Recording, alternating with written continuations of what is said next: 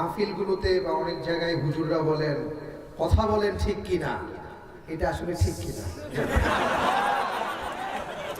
চমৎকার প্রশ্ন ভাই, এবং খুবই দরকারি প্রশ্ন। এই প্রশ্নটা অনেকেই করেন যে হুজুর ওয়াজ করে আবার দর্শকদেরকে জিজ্ঞাসা করেন বলেন ঠিক কিনা। দর্শকরাই যদি ঠিক বেঠিক ঠিক করে দেয় তাহলে হুজুরের দরকারটা কি?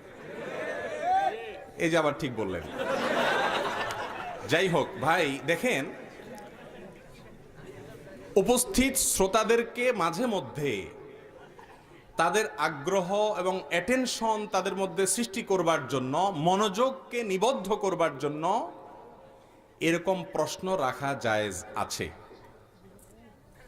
এটা ঠিক কিনা বা এরকম আছে কিনা, এরকম জিজ্ঞেস করা জায়েজ আছে।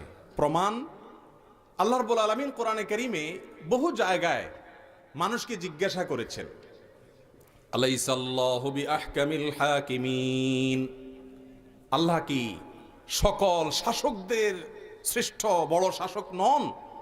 এটা কি আল্লাহ জিজ্ঞাসা করছেন না? তাহলে আল্লাহ জিজ্ঞাসা করলেন কেন?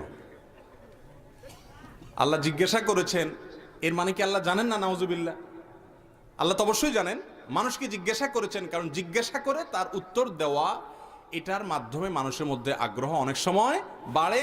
আর তাছাড়া মানুষকেও তার মনোযোগকে আকৃষ্ট করা হয়।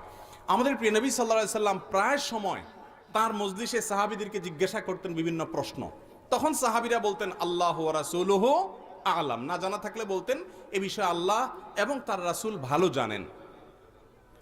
তাহলে এই যে নবীজি প্রশ্ন করে সাহাবীদের আগ্রহ তৈরি করতেন, এরপরে বলতেন অতএব ঠিক কিনা, আছে কিনা, এটার উত্তর কি, এ ধরনের প্রশ্ন শ্রোতাদের কাছে রাখা এটা কোনো অন্যায় বা ভুল কিছু না।